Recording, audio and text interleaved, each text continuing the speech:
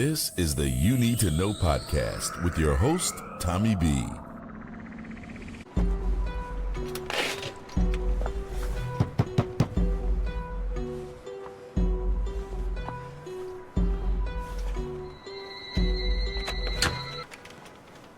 May I help you? Is Jonah here? You are? I'm Erica, his wife. And who might you be? I'm Tammy. Jonah! Your wife is here. Wait here. This bitch. Wait here. Yeah, I got you. Wait here. Who the fuck are you? Bitch, we just met. Remember? I'm Tammy. No, we did.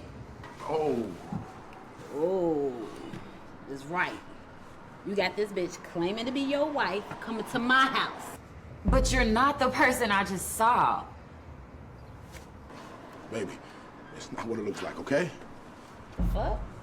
What does it look like then? Look, baby, can we please just talk about this in the car on the way home? Baby, say something. I'll make her ass say something. Stop! Oh, you a strong bitch. What the fuck are you doing? I got something for your ass. Look, baby, I'm sorry, okay? Can we please just go home and talk about this? Talk about what? How you cheating on me with 2 women? 2 women? And who the fuck are you? Tammy, bitch, we just met. Hey, what's up, y'all? Welcome to an all-platform podcast episode, man. We're airing on This Is the G podcast, You Need to Know podcast, and also on What You Watching, Tommy B. And this brother's looking at me like, well, what are you talking about? So for the fans who follow me and follow Castropolis Podcast Network, just want to let you know where you can find the show. His name is Will Adams, and I have so many questions because I have watched the Tubi-e movie. I have watched the movie, okay? So before we get into it, man, I just got to shout out Chicago. He is in Chicago. I'm a fan of Chicago, man. I know the movies like the Blues Brothers and what's the other movie? Love Jones. And I even watched The Chi. And Batman. And Spider-Man. Spider-Man. So, you know, Chicago is the place, you know, for a lot of, historic scenes and movies. He is an independent filmmaker. You know, what got you into film, man? I know you started, you got Chicago roots, Columbia, Chicago College. What got you involved in filmmaking? Well, originally I was a shooter. I shot, I just say it was a lazy part of me. I just felt it was easier to shoot, make some money, give you your footage and keep it moving. I don't do anything else but shoot, give you good footage and give your money back. Get my money. So I was working on somebody's project and I didn't like what they were doing. I was giving them suggestions and they was like, oh, okay, but we're still gonna do it this way. And I felt like it was wrong. So as I'm watching them do things wrong, I said, you know what? I could probably do the same thing. So then I wrote a script and then I did my first movie called Kidnap. And when I did that movie, I was like, oh, this sucks. It was bad. It was a bad movie. Mm-hmm. And I didn't take into account that, okay, well, first of all, when you have actors working for you, they have to be directed. You can't give them a script and say, all right, action, because now it looks like everybody's working off the same script, but they look like they're working from a different movie. So once I learned that, I applied all my failures in that first movie to everything going forward, and then it's been good since then. Yeah, and you did the movie. Talk to folks a little bit about is Sex Ain't Love your first movie that received distribution? Was that the first one? No. Well, yeah, it was. Yeah, it was distribution on Prime, Amazon Prime, actually. That was the first movie, and that was the first movie that garnered 2 theatrical runs at the theater. Good stuff. So that's the second feature, though. Okay. That's after I failed. That's way after I failed. The first one, which was Kidnap. Kidnap was the first feature that you can't see anywhere, but that's my learning tool. But Sex Ain't Love was the first feature that actually did something, and it had momentum by itself. And the big thing about Sex Ain't Love was once it was done, I was just looking around like, what's next? Because every time I talk to somebody in the media, when they ask me, they say, what's next? I'm like, well, I got some projects coming. Oh, okay, yeah, it wasn't done. It wasn't one and done, but it was like, man, I didn't have any answers to that question. Now you ask me today, I have a whole bunch of answers for that. Oh, but, good. Back then, I think I didn't have anything to tell anybody about anything. It was just like, oh, well, it's something coming up, but I had nothing coming up. Man, tell me about this Tubi movie. And by the way, y'all, I know you'll see it spelled on the podcast in the notes. But for those of you just watching us do the interview, Tubi-e movie. First of all, the title tells you straight up Thank you. that Will was planned and got denied. Just tell us why you did Tubi movie, man. I watched it. I'm not going to give too much of it away because I do want people to see it. Oh, you can tell. You can give much as you want away. A lot of podcasts doing that. I talk to them. They just start quoting parts of the movie. And I'm like, okay, I love that. That's good. Well, I need some help because it's better. Go ahead. It's better for you to say it than me because I said, oh man, the movie's good and funny. Yeah, so what? He said the movie's good and funny. But then Tommy B said it. But Tommy B said he ain't gonna lie to us, is he? And then you're trying to get some credibility over here. Go ahead, man. I got you. Well, I mean, you saw it, so hey. But the way it came about, he's scrolling through my phone. I've been scrolling for a while. I mean, for probably months, seeing these different movies or different people post clips of movies that were bad. And they would say, come on, Tubi. And then they start dubbing those as Tubi movies. Now, they're not dubbing them. They're not telling you what the name of the movies are. They just dubbing these bad scenes as Tubi movies. So now I'm saying to myself, I should probably come up with a movie that's bad and post and put it somewhere on a platform, and they'll do the same thing for my movie. And then I said, wait a minute, they won't, because these clips that they're posting, I don't know what name of the movie. I don't know the names of the movies because there are no stars in the movie. Yeah, you're right. Right, but still, nobody knows the name of the movie. We just know them as Tubi movies. So instead of doing that, I made a self-aware comedy where the actors break character and complain about the same thing you would complain about. So you can laugh with us instead of at us. Because let me tell you, man, I'm old school, right? So I go back to like Airplane, Police Academy, Police Story, all these parodies. You know what I'm saying? Robert Townsend doing what was it, Hollywood Shuffle. And this is different, man. This is like, I mean, it reminds me. I'm not gonna lie. Can I be honest with you? I felt like I was watching Black Mirror because all of a sudden they just break character. In the middle of the movie. So it's kind of like you being gaslit just a little bit. So the movie is the movie nobody knows they still want to see. Yeah, okay. They want to see a movie like this, but they don't know because they online commenting, reacting with laughter and whatever kind of face bomb emojis when they see these clips, but they don't know they want to see this movie. Until they see this movie and they'll say, that's exactly what happened. You're not going to see people take clips from this movie and post it and say, come on, Tubi. Because it's called Tubi movie. It takes the essence of what everybody's complaining about and we squeezed it into a whole movie. So you can laugh. Yeah, see, my whole thing is I didn't watch the Tubi movies. I had seen a few, but I'm not going to lie to you. I probably watched the better Tubi movies. But after I heard about your movie, I went back and I said, let me just scan. And you're right. I mean, I've seen movies that bad to where, you're supposed to be throwing a punch and they're not even touching. You can easily see they're not throwing a punch. Or, what was the scene when the 4 different people came to the door? I'm like, damn, you had your character comment about, hey, you got out on this side of the car. And while we were on the same, it was just all the crazy stuff you would think nobody should see in a movie is in this movie. Well, the stuff you would see at home while you watching it by yourself, like, man, I know they knew better than this. My character's saying, yeah, I know they know better than this too. Look what they doing. Yeah. And y'all, everybody's laughing with us because everything's intentional. It's not accidental. So let me ask you, man, how you went from making a really or putting your best into a movie to making a bad movie? That's got to be tougher. Well, here's the thing. Remember how you said Hollywood Shuffle? Yeah. Hollywood Shuffle, somebody told me my movie reminded them of Hollywood Shuffle, and I said no, because Hollywood Shuffle was a movie that had sketches, and there was basically sketches all throughout the movie, plus some story.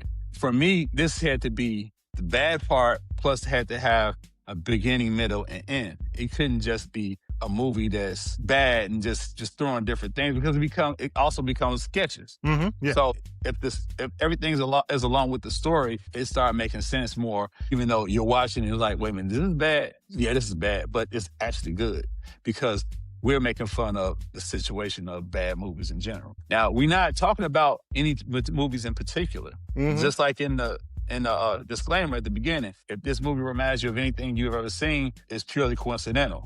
And if it does remind you of anything you've seen, you should be a better filmmaker. Right off the bat. That's it. Dog will holler. Yeah, I got you.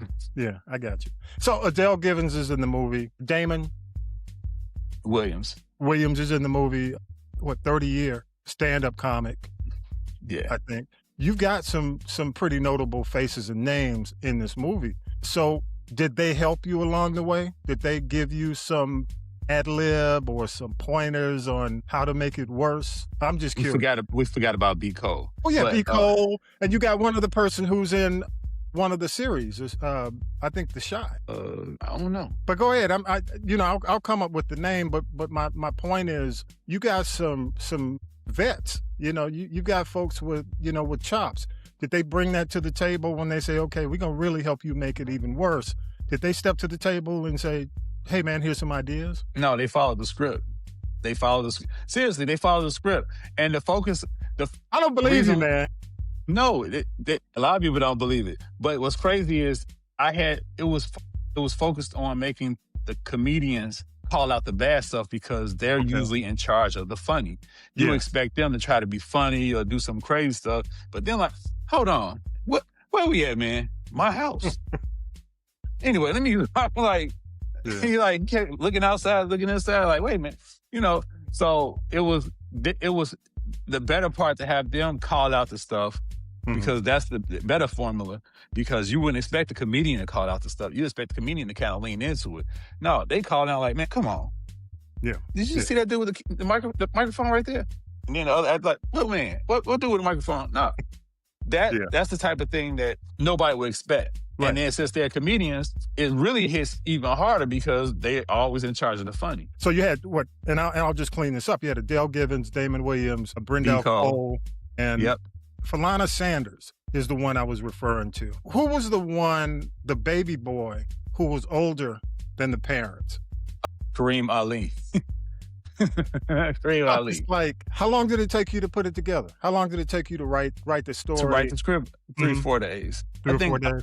I said 3 days, but I think it's 4 days. It was 4 days. What kind of thinking, man, do you put into that? Well, I had friends send me different clips that they found on the internet, and I said, all right, well, I'm not doing that, but I'm going to do this. Okay, so you just took it based on the clips you saw and rolled with it. Good stuff. Yeah. Good stuff. I saw one bad movie on Tubi that I saw where 2 lawyers were talking to a woman. And while they were talking to this woman, they both had gray suits on. They said, hey, you mind if I talk to my partner in the next room? Sure. They walk in the next room. One lawyer still had a gray suit on, the other one had a purple suit on. Mm-hmm. It happens all the time, man. And I'm like, what? Nobody calls that? Yeah. All right, you could just they could have made the same black and white and saved face on that. But his whole suit was purple. And then he walked back into the same room with the lady, gray suit again. Yeah. 2 separate days shooting. Wow. So this is on Mansa and on Plex, of course. And on Folsom. Okay. I just found out it was on Folsom about 3 days ago. How was the response from Tubi when you presented them this movie? What did they say? Did they say anything or you just got a rejection? Well, they didn't say reject, they said pass. And I was like, they passed? I said, how they passed on this? Yeah. This actually makes sense. No, you didn't say it. Well, I didn't say that. Well, Buffalo 8 was working with it, but Plex is their biggest competitor, and Plex, they got the joke. So, it works out. Do you see, do you have an opportunity? I think you released this in January, correct? Beginning of February 6th. February 6th. Are you seeing the numbers? Do you get an idea? And you don't have to give me the exact numbers, but do you see the improvement from week to week and from month to month in terms of viewership? To be honest with you, I won't see the numbers for another 2 months. That's how Plex rolls out. Now, what's funny, they were rolling out differently because my movies Sex Ain't Love and Step Off the Block are on Plex as well, and I have them under a different distributor. And I was able to see their numbers. Now I'm not able to see Sex and Love and Step Off the Block's numbers at all on that other distributor platform. They showed me Tubi's numbers and they showed me other numbers, but they don't show me Plexus. And I guess they changed their rollout, and so they can say, all right, well, here's all your numbers from the last 3 months now. So it's kind of wild. I thought you would let me know month by month, but I really can't find out until, I think 3 months in. So you have to, pretty much take a look and I saw you, what is it, the Rotten Tomatoes, man, and folks are giving you thumbs up. I mean, they're giving you fresh. So, you got to be happy it's the movie with that. It's the movie they don't know they want to see. Yeah, until That's they turn the it thing. on.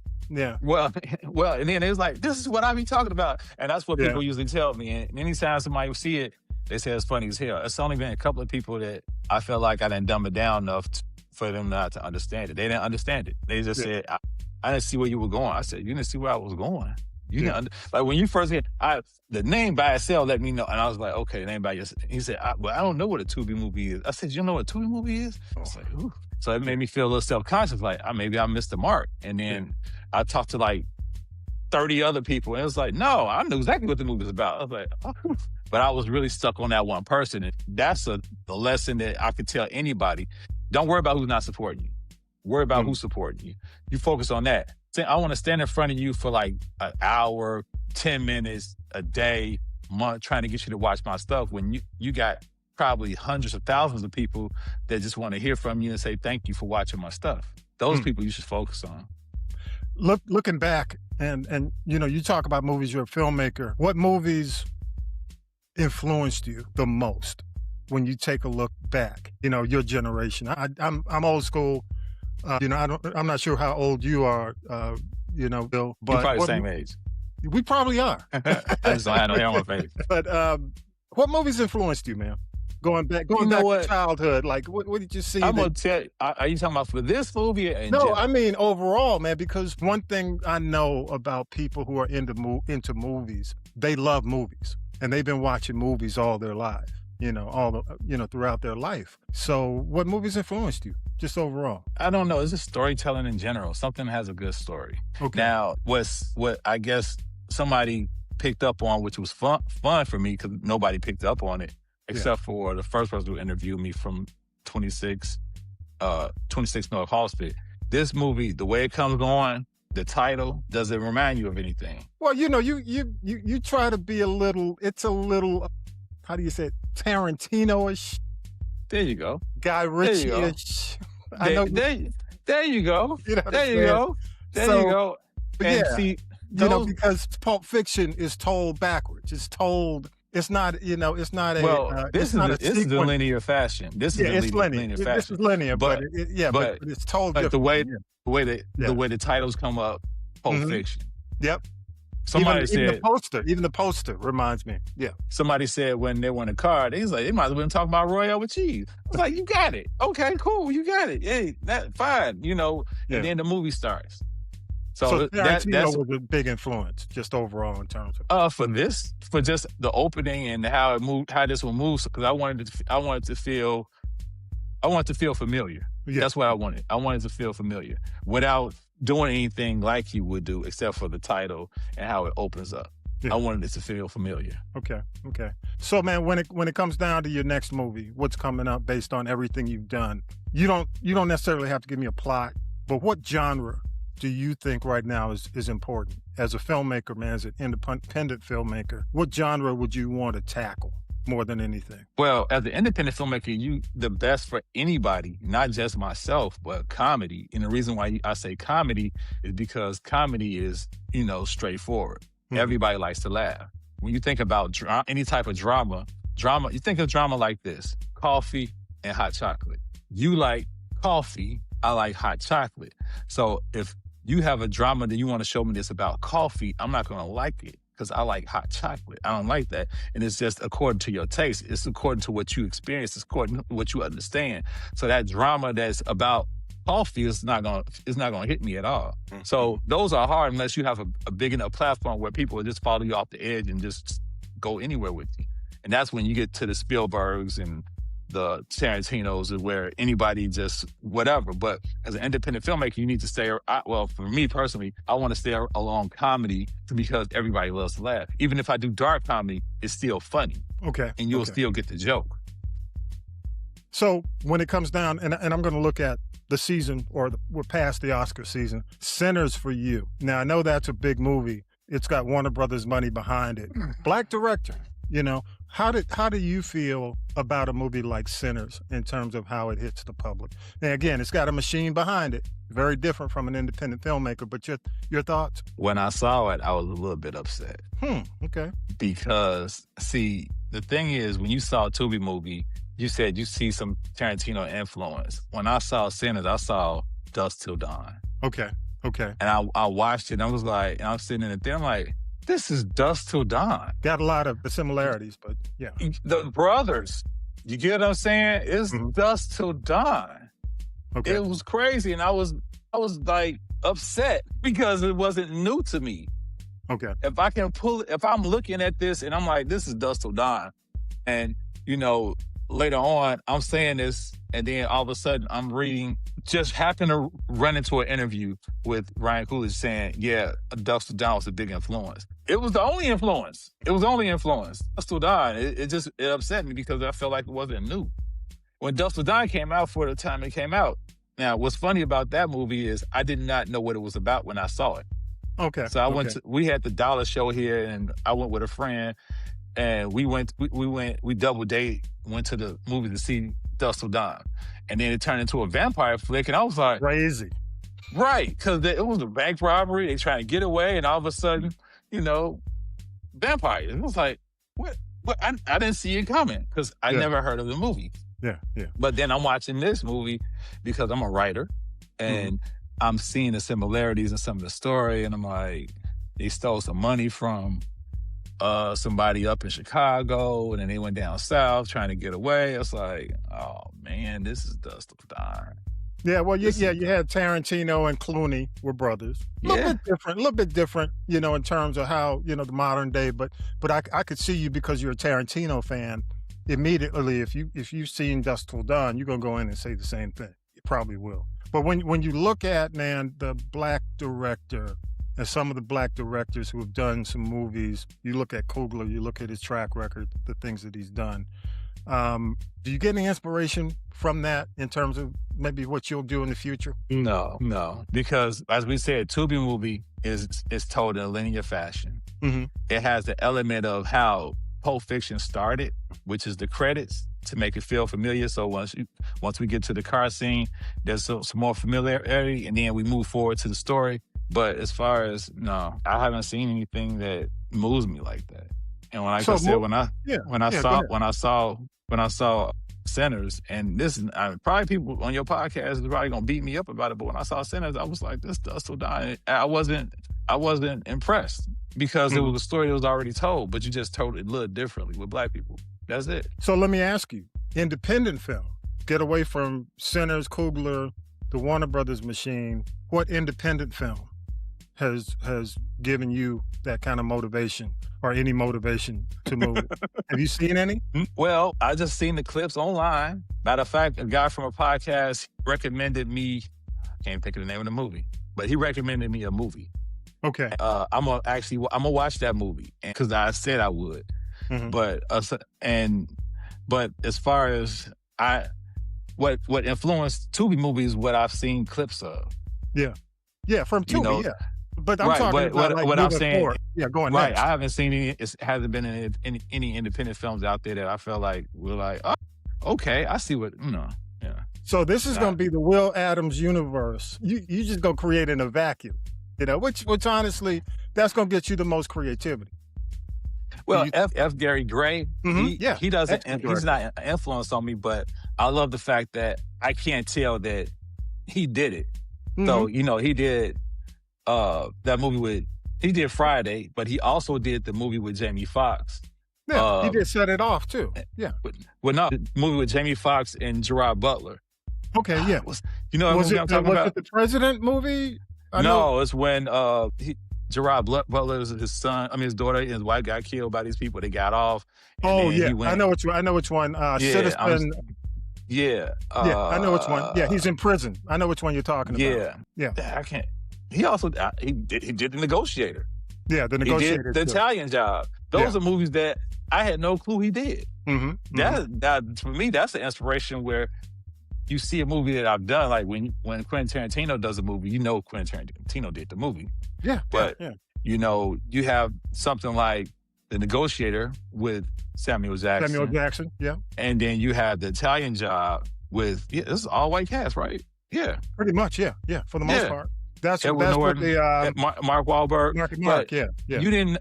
I didn't know he did it. And when I didn't know he did it, I was impressed. Yeah. Because it's not like it's a certain style. Like the movie, what movie is that with J-Lo in it and she's the cop and George Clooney's in it? I know which one you're talking about. Not the train, not Money Train, but I know which one you're talking about. It's the one after. Yeah.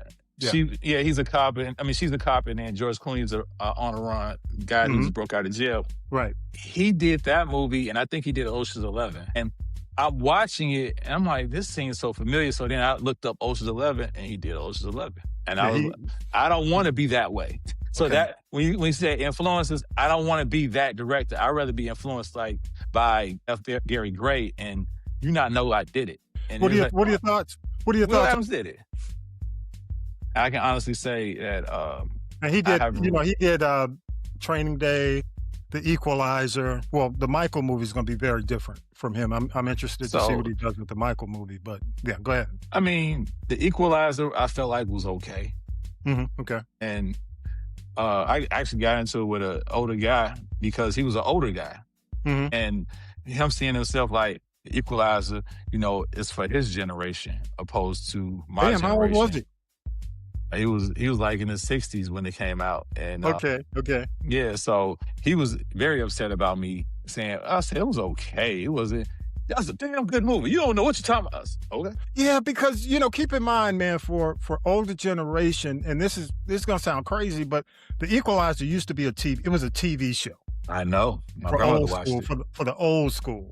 My grandmother watched it. If you kind of grew up around, even if you were a kid, then you can play along with the whole vibe of The Equalizer. But yeah, newer generations, and even with Denzel, a lot of the newer generations kind of moving in another direction. But yeah, I can, I respect generations.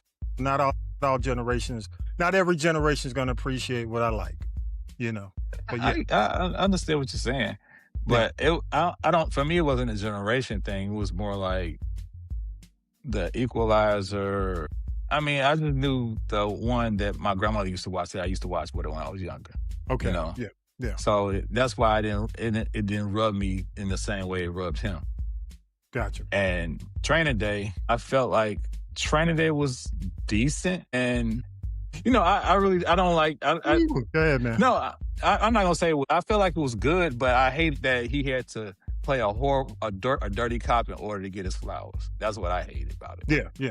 I agree. So I'm not saying it was a bad... I didn't say I hate the movie. I hated that he had to play a dirty cop to get his flowers, because I think when he did American Gangster, I felt like he was Frank Lucas. Yeah. It was Frank Lucas.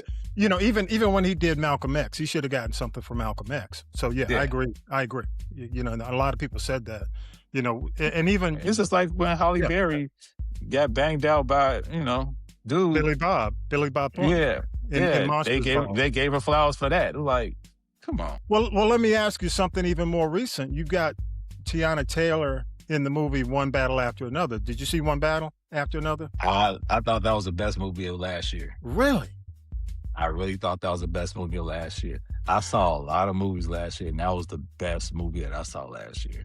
I think it was chaoticness about it. And what's funny about it is, which is kind of similar to how my writing style has evolved, everything just kept hitting you and hitting you and hitting you. It's like Uncut Gems. Uncut Gems is like one problem at the next problem at the next problem. And then one battle after, I forget the name of it. I can never get the name right. One battle after another. Yeah. Right, one battle after another. Yeah. It's one problem, next problem, another problem, next problem. And when you think about the way it's written how people focus online and scroll through social media. You scroll, you see something, stop, okay, lost your interest, keep scrolling, up, stop again. That's how I felt like it was written. And that's kind of how I accidentally write now. I don't write like that on purpose, but I don't know if you saw a Tubi movie once or twice, but if you saw it once, you don't have to watch it again because you laughed through some of the jokes that I wrote that you missed. Okay. So when I saw one bite after the next, I was like, this is it. Because well, I'm a father. You know, I have a daughter, and I do everything to protect her. And was she in the movie, by the way? My daughter, yeah, with she was in the movie. Yeah, Dad, I'm cold. Yeah, yeah. I'm like, so I would do everything. I felt her in a heartbeat. You know, and the way that things happen, and one bad after the next. I mean, one bad after another. You've given the movie about 4 different names since we've been talking. Yeah, about I know. it. I can never remember. I've told people to see it. I can't find it. I gotta look it up. Tell you what the name of the movie is. I hate that I can't remember the name of the movie. I just call it OBA. All right, one bad after another. The way certain things happen in the movie is how life works. Like you think about something and all of a sudden it pops up, or you happen to go in this closet and it's like, I've been looking for this for the last 3 years. Yeah. You know, that's what the movie reminded me of. So it was a lot of those moments in that movie. But Tatiana Taylor? Tiana Taylor. I think she did a decent job. I wasn't fond of her cheating on her guy, but you know, the way it is what it is. Yeah, it is what it is, you know. But I'll be honest with you, man. It reminded me because of the praise she got and the fact that she won a Golden Globe. It did remind me a little bit of the Halle Berry thing in Monsters Ball with Billy Bob. And I thought they were I thought that they were probably, because it was, you know, the Oscars, it was Paul Thomas Anderson's, it was his night. You know, I thought they may have given her, Best Actress because of that, because of the way it was going. I'm glad they didn't, because I don't think she needed that, but I'm glad she did at least get a Golden Globe. I'm gonna say. Well, if you walk, for me, there was one discrepancy in the movie where she's supposed to be incognito, but she got a halter top on, showing her stomach and just a hat. I'm like, first of all, if I see you walking down the street, I see skin, my eyes are just going there immediately. Just exactly, yeah. Because I'm a man, and it's not like that I'm looking for something. I'm like, ooh, okay, her stomach out. Where's she going? I'm stopping the car. I'm gonna turn around and look. So you know that's one of the things that kind of threw me for a loop. But other than that, I like the movie. So when it comes down to it, I mean, I kind of get an idea of what you don't like and what you like. So if you're looking at your next movie, man, and somebody said, hey, man, I'm going to give you a budget. Who are you looking at in terms of putting in the movie? You know, I see you got Adele Givens in the movie, in this current, in the Tubi movie. Now, I'm not saying the next movie needs to be like Tubi or even anything near it. So think out of the box, Will, for just a minute. Somebody comes to you and says, hey, I'm gonna give you some money for your next movie. Who are you going for, talent-wise? I'm going for everybody within a web series, because that's the one I want to shoot. You're not going to go for a name, a talent, or an actor. No, I'd rather you come to the movie to see a movie because I did it. Okay. Not because of who's in it, and because that's not like I'm gonna put somebody that's trash in it. So you're not going to think about box office draw. You're not going to think about that. You're not going to find one comedian to just kind of. I'm gonna be the box office draw. You're the man. No. The reason why I'm gonna be the box office draw is because now it's a whole thing where he has a budget to do whatever, and my name is out there. And now, for the second movie, I can't say that happened, but for the first movie, it's like, let's see what he can do and see what the box office do, and people will come out and show out. So if you saw Plight of the Independent Filmmaker, the web series, I got something called Plight of the Indie Filmmaker, the movie. Okay, and that breaks off from the web series and puts a cap on it for the movie. Yeah. So that's what I would do. And that movie introduces the next movie, which is the same Pulp Fiction. Mm-hmm. And then also I got a series that I'm currently pitching to networks called Fluke, about a failed actor that fails upward instead of falling down, you know. You got some Tyson in you, man. I ain't gonna lie to you. You come in at him like Mike. You come in. But remember how I told you at the beginning with Sex I'm gonna knock him out. But you remember how you said, when we talked about Sex and Love, and I had nothing. Yeah. I got everything. Yeah. So I don't have slim pickings. Yeah. I even have a Marvel thing that I can't really talk about, but I have a Marvel thing that I say, hey, here's that. So there's nothing that if somebody walked up to me and said, here's this bag of money, I won't have to push it back to them. Okay. I'll say, okay. how You long just do I don't have? want, you don't want anybody coming in controlling your creativity or your content. You want to do it your way. Well, they can control it, but if they control it, I can't guarantee them a return. Okay. And that's Right. the way I look at it. I got to do it my way if you want the return, is what you're Right. saying. If you want your money back plus some, Mhm. let me do it. If you don't want your money back and you want to put restraints on me, I'll walk around with handcuffs on the whole time. But just best believe, if your money don't come back, you got to turn around and get the mirror and look at yourself because it's not my fault. I got you. Because well, if you say I like, go ahead, man. I'm gonna say if you say I like the script, do whatever you're doing, and then we finish it and we do it exactly how the script is written, and then it's like, could you change this? You just said you like the script. All right. So I can change whatever you. I'm getting into the mind of Will Adams here, okay? So let me. Hey, you on the show, man? I want to know the mind of Will Adams here. So Marvel's Wonder Man. I haven't seen it. Somebody told me to see it. Okay. I want to see it. I haven't seen it. Well, I heard. Well, one of my guys, real close to me, but he always tell me about a movie and it's bad.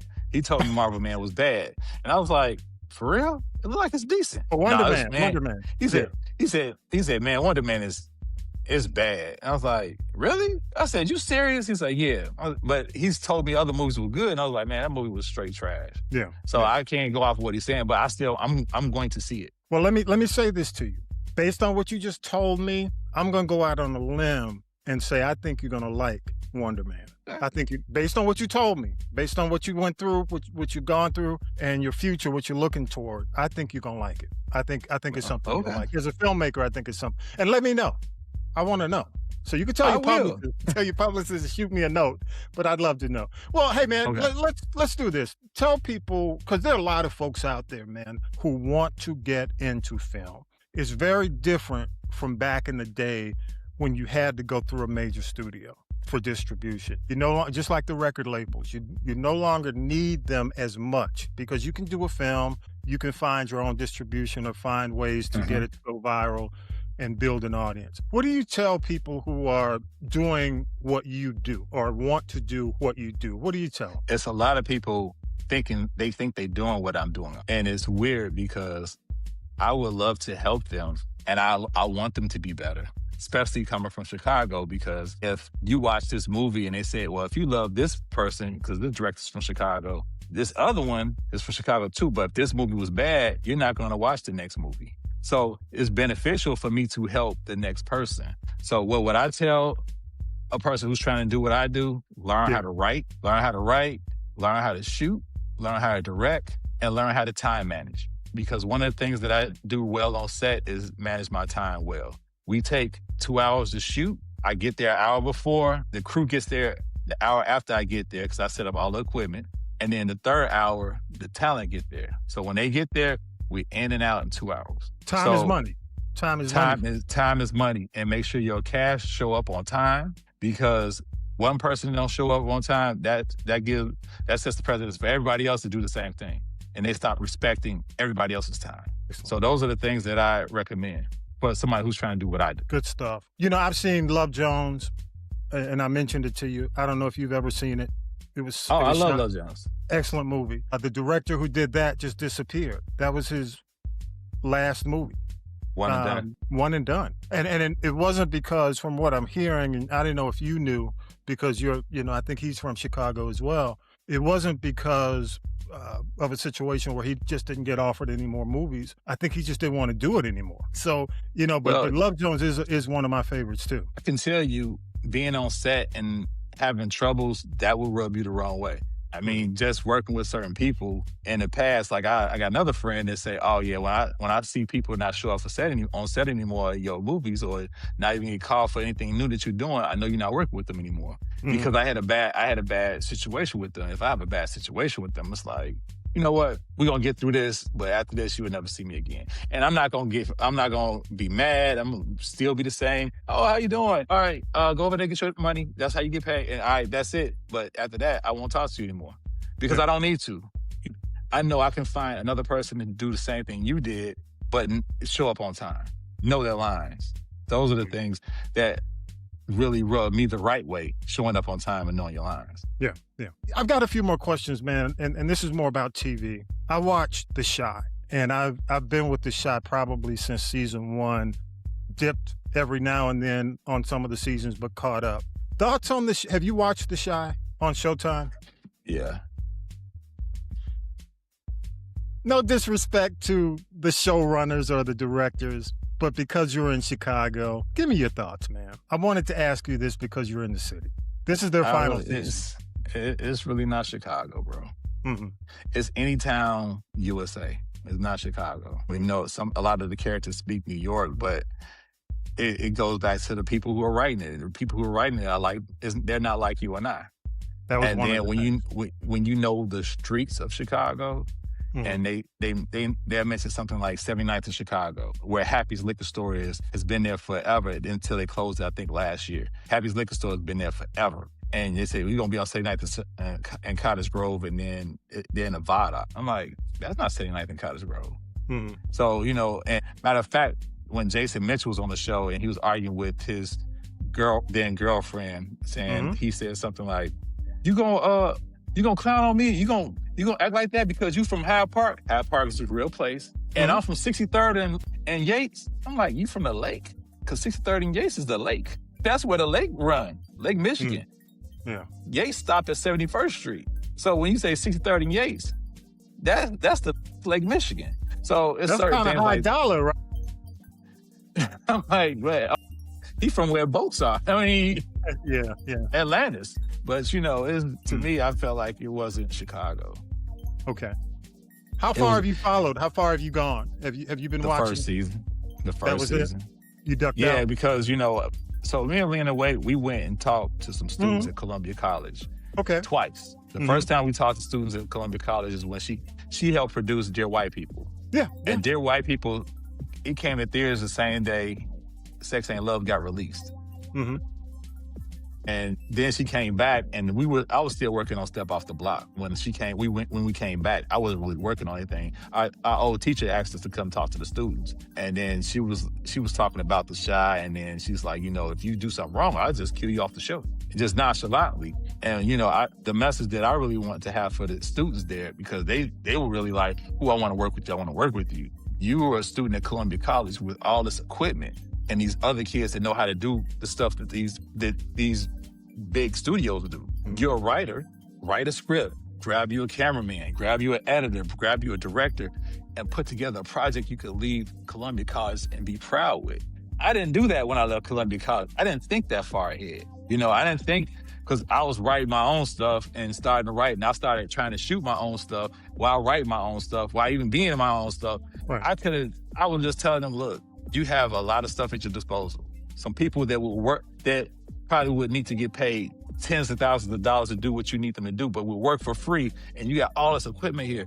Write something good and then create it so that when you leave here, that'll be all of your projects. So somebody say, hey, a cameraman, show me what you've done. Bam. Editor, show me what you're doing. Bam. Writer, well, here's my script, but here's the script turned into actual video. Bam. Yeah. So it's things like that we didn't talk about, but as far as the Chi goes, it's not Chicago. Well, let me say this, man, and I started with the show first season, and I've kind of dipped in, dipped out. Like I said, I know I'm up to the final season. But one of the things I do is whenever there's an episode, I look for the director's name, who's directing the episode, and I look them up. And that's one of the things that disappointed me about the series, because it seems to me that they were handing it off to understudies to direct these episodes. And when you do something like The Chi, it's important. It's important. It's a project that people want to like. You understand what I'm saying? Yeah, and I understand what you're saying. But and I would look up the directors and I'd say, damn, why they got this person directing these episodes? But go ahead. But for me, it's a lot of stuff in the show that not Chicago.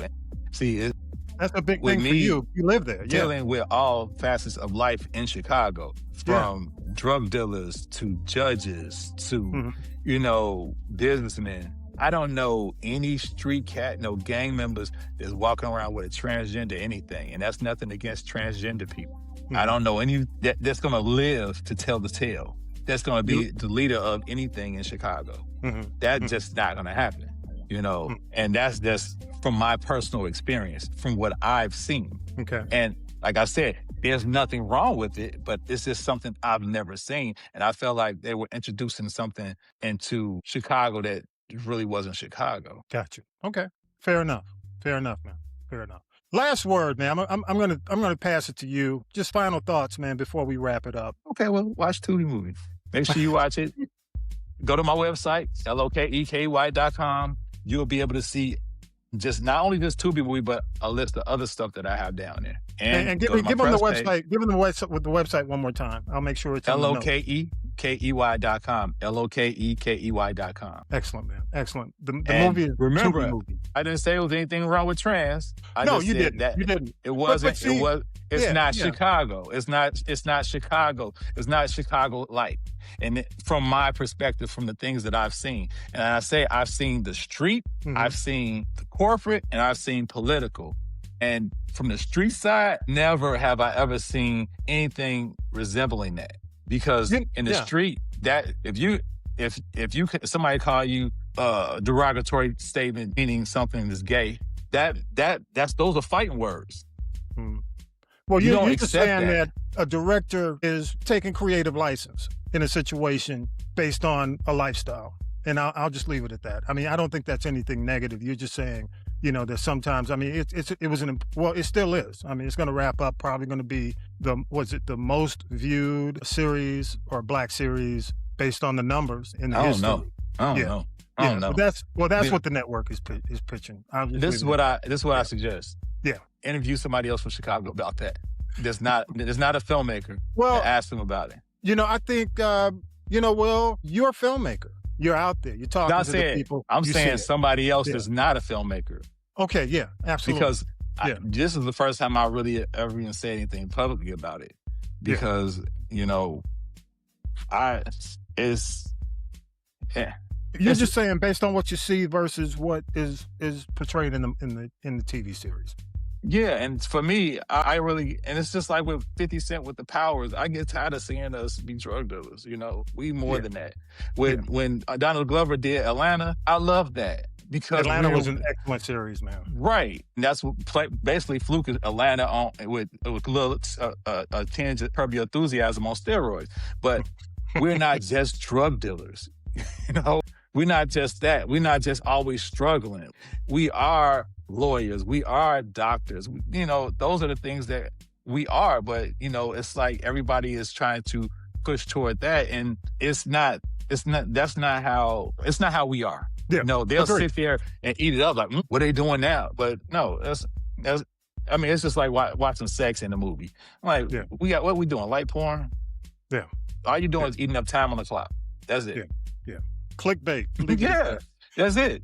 You know, because I think one of the powers, it was one scene, the next scene was a sex scene, and the sex scene lasted for I don't know how long. I'm like, why? Yeah. Do we just want to see titties? I mean, is that what we're trying to do? And I mean, how's this moving the story along? Yeah, so true. Bro. It can be after the fact, but we ain't got to see the whole act or even half of it. You know, just see them getting dressed, you know. Yeah, I mean, you can assume. Yeah, I agree. Will Adams, man, Tubi movie, Tube-E movie. Got to make sure that it's on Mansa, Plex. Plex. And the other place Awesome. to find it. Awesome with an F. Got it. Okay. I'm trying. I really want to know what the F and awesome means, but awesome. But I heard it's supposed to be fucking awesome. That's what Reddit said. But hey, it's a good name. I can't find anything online that supports that. It's a creative name. Hey, man, I really do appreciate you taking the time. I've learned a lot. You Tyson, bro. You coming at him like Tyson. I'm not gonna lie. The Lion. I mean, I'm looking, man. I'm looking for some good stuff out of you, bro. I mean, I feel it. I feel it coming. Check out Sex Ain't Love. I'm going back. This is the best bad movie you'll ever see. Now, Tubi? Tubi was the best bad movie you'll ever see. I'm here to tell you, I'm a horror guy. You know, I view it, I write it, but I like, rom-coms, action. I like all the genres, but I tend to lean toward horror. But overall, man, I did think I looked at Tubi. That's why I looked at Tubi and I saw Black Mirror, because it's so strange. But I do got what you were trying to do. I got what you did in the movie, not what you were trying to Okay, do. because that, like, you can't say you got what I tried. I mean, I failed. I said, I see what you're trying to do. When you somebody say, you see what you trying No, you see what I I was see trying what you did. Yo, see hey, what we got to you did. reshoot all of this. You're good, bro. I saw Tommy what you B did. said, you see what we was trying to do. He didn't say, see what we did. My God. Man, good job, bro. Good job. I appreciate you, man. Thanks for taking the time. Come back, man. We got to get you back on the next movie. You bold enough to come back and just do 20 minutes or something? I know I held you a long time. You said an hour, Do an bro. hour. I got my hour. We got 7 minutes left. Let's keep going. Come on. Let's roll. So, hey, but make sure, man, check this brother out. Tubi movie, Manterplex, awesome. Check him out. Go to his website. I'll make sure the website is definitely on our podcast page and in the notes. And I'm gonna call him Young Lion, Young Tyson. He coming at him. He coming at the industry hard, y'all. That's all I got to say. Don't forget, you can go to castropolis.net. We'll have this posted on our website as well as all our podcasts, man. We're going to put you on 3 platforms, okay? We're going to put you on all 3 of our major podcasts and just stream it next week. So, well, as you view this, we'll have them all on 3. So, Will, thank you so much, man. My best to you, your cast. Say what's up to Adele Givens, man. Hello, Adele Givens. No, I say hello to the whole. I can't. The whole crew. Just. Yeah, I can't just. All the folks right. in Tubi. Everybody don't that made it possible. Everybody made it possible. I mean, she said the script was funny when she was only 19 pages in. She said it's just funny as hell. But yeah, everybody involved with I love everybody because they're the ones that made it happen. If it was just by myself, it wouldn't have happened. Yeah, good stuff. Will Adams, he's the guy. Check him out. Thank you so much. Tommy B here, man. Make sure you go to castropolis.net. All podcasts, all information are there. Thank y'all. Make sure you also check us out on Spotify, rate us, and make sure you share. Have a good night. You've been listening to the You Need to Know podcast with your host, Tommy B. The You Need to Know podcast is a production of the Castropolis Podcast Network. Thanks for listening.